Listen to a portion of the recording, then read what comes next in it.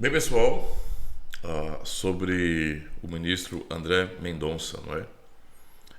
Eu tenho percebido então aqui nas redes sociais que muitos brasileiros têm demonstrado uma decepção muito grande com o ministro, especialmente porque todos o viam como sendo um cristão, um conservador, alguém que teve apoio, não é, do atual presidente, que representa, não é, para quem gosta ou não, os conservadores no Brasil, né? Não toda a direita, né, digamos assim, mas os conservadores no Brasil.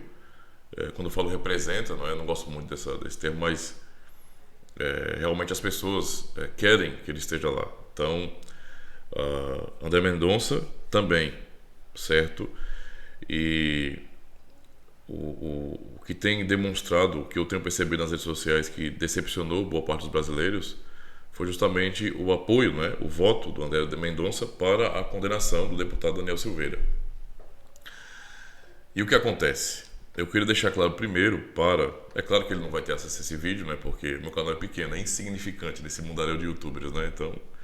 Eu estou colocando aqui mais para um registro, porque eu sei que, por mais que eu tenha um público pequeno, alguma pessoa, algum irmão pode, de repente, assistir o vídeo e se identificar também com o que eu estou falando. Ou não, né? Os irmãos têm liberdade para isso, para não concordar com o que eu estou falando. Mas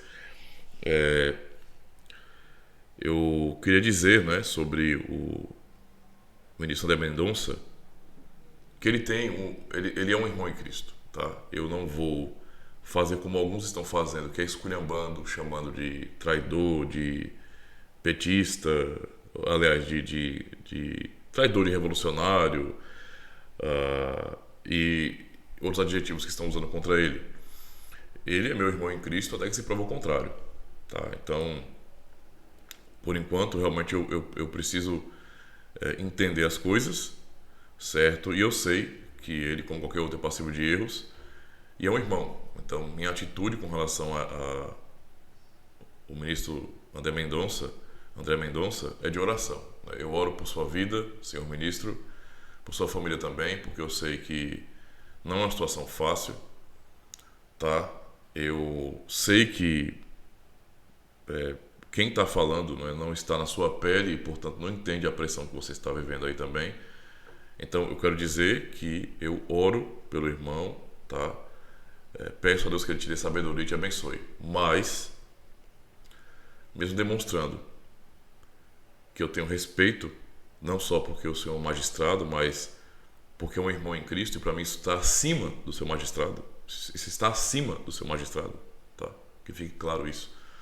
De respeito como magistrado, porque é isso que a Escritura ensina no quinto mandamento, mas também, não é, ainda mais do que isso, porque você é um irmão em Cristo, tá? Então, esse é o ponto. Apesar de tudo isso, então, eu não posso deixar de comentar que o seu apoio ou o seu voto contra o Daniel Silveira, o deputado, não é, foi errado, tá? Alguém poderia pensar assim, eu vou rir da cara desse pastor, porque quem é ele para estar falando isso, né? Ele é um Zé Ninguém, é um Zelão, que seja, que seja.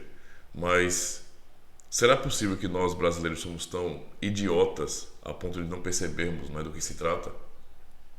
Será que nós somos tão idiotas assim a ponto de não podemos perceber do que se trata? Porque, embora eu entenda suas motivações, mas realmente eu fiquei um pouco decepcionado porque eu percebi que o irmão e ministro, né, acabou votando a favor da condenação do deputado Daniel Silveira pelas mesmas razões que algumas pessoas não votaram em Bolsonaro ou votando começaram a falar mal dele depois. Que é porque, mesmo na campanha, ele xingava, ele falava demais, falava muita besteira. Tem gente que até hoje fica com ranço ou então com dorzinha de cotovelo de Bolsonaro porque Bolsonaro fala certas coisas que não são talvez apropriadas para alguém do seu cargo, e coloca toda a questão baseada nisso, centraliza esse como sendo o ponto principal, a questão essencial, quando na verdade não é, não é? E obviamente, não é, eu como um cristão não acho, eu não concordo, não é? Eu não acho que seja saudável, correto, alguém que não se comporta de acordo com o seu cargo, que não segue a liturgia. Isso me incomoda também. Eu acho isso muito errado. Então reprovo sim muitas falas do presidente. Todavia eu tenho que dizer que ele não é o meu presidente particular. Ele é o presidente do Brasil, né? O Brasil votou no cara. Então, votou em Jair Messias Bolsonaro. Então ele está ali por todo o povo, não é por mim. Ele não tem que agradar ao Ademir, pessoalmente falando. Isso não existe. Então, se ele fala de maneira, às vezes... Eu não vou nem reclamar de falas duras dele, porque eu não discordo disso. Não. Ele, para mim, como líder, tem que ser duro, muitas vezes, falar firme mesmo. Para mim, eu concordo com isso aí. Mas acho que, às vezes, ele fala demais. E coisas que talvez não convém e que, obviamente, a mídia usa contra ele. A mídia é muito suja e usa contra ele. Ao mesmo tempo, eu estou vendo que a população, boa parcela dela, se satisfaz nisso. Então, quem sou eu para julgar nesse sentido? O ponto central, então, não tem a ver com o que ele fala.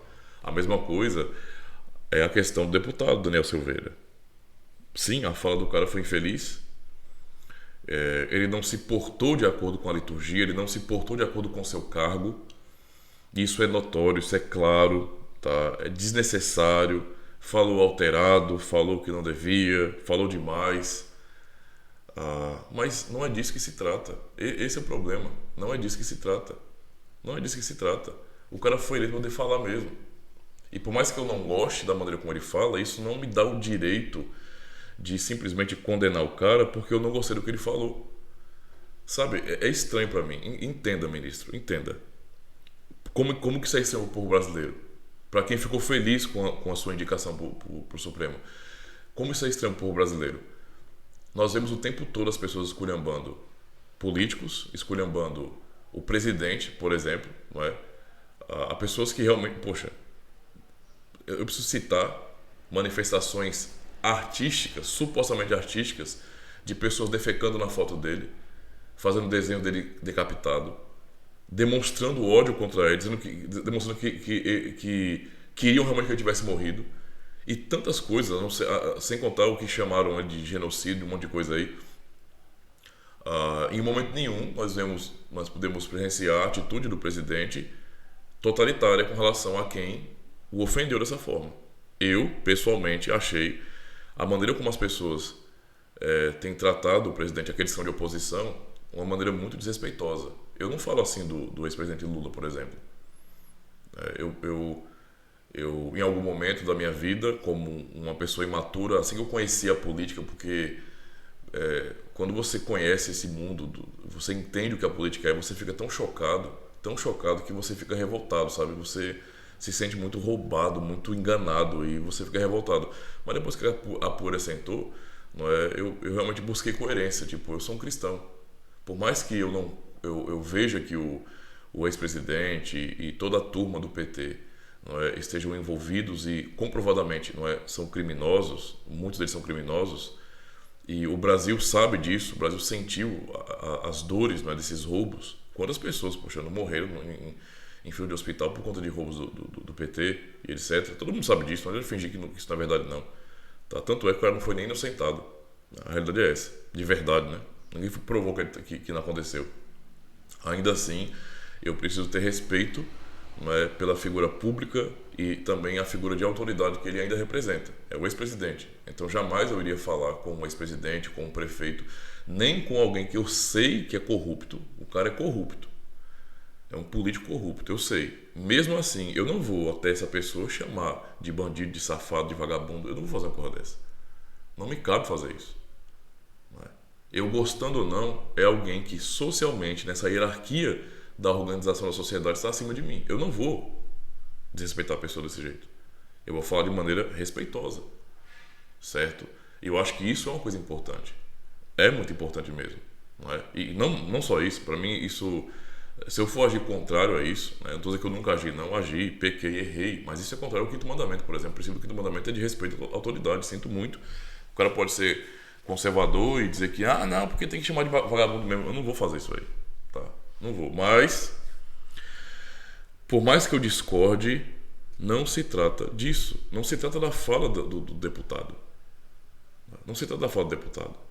O ponto central é: isso acontece não só contra o presidente Bolsonaro, como também contra o Supremo Tribunal Federal, contra vocês. Muitas pessoas têm falado contra vocês de maneira ofensiva, terrivelmente ofensiva, e nada acontece.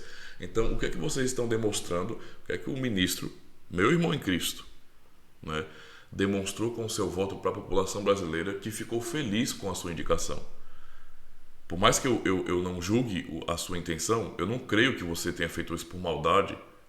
Como o irmão me falou, você estava convicto disso. Ainda assim, o que ficou transparecido para a população brasileira, que quer mudança política sim, né, que quer ver mudança no nosso país, foi justamente isso, que o irmão simplesmente jogou xadrez como se estivesse jogando dama. Ou seja, não entendeu do que se trata ainda. Tá entendendo? Imagina aí uma pessoa, você coloca um tabuleiro de xadrez, você chama a pessoa para jogar e ela começa a mexer as peças do xadrez como se fosse um jogo de damas. Isso não faz sentido, mas parece que foi isso, sabe? E isso soou para a população conservadora como se fosse traição. Então, é apenas o que eu penso, tá? Inclusive tem até um post aqui no Facebook da deputada federal Carla Zambelli, que é bem interessante, que diz bem assim, olha, Justiça Suprema. Aí coloca aqui em primeiro lugar do ranking, André do Rep, 1 ano preso, tráfico internacional, chefe do PCC, solto pelo STF. Lula, 1 ano e 9 meses preso, corrupção, lavagem de dinheiro, solto pelo STF.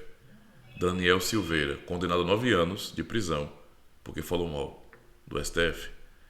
Por mais que o irmão queira se justificar e explicar seu voto, isso aqui está estampado para o brasileiro.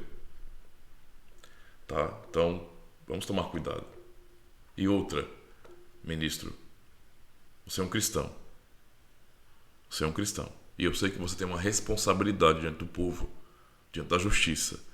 Mas não se esqueça que acima de tudo isso está o Senhor. Pense nisso aí. Tá bom? Não é para você tentar agradar A ou B, não. Mas é realmente fazer uma reflexão sincera se, de repente, o seu voto, não é, foi realmente justo. Não é, foi proporcional. Condiz com a realidade.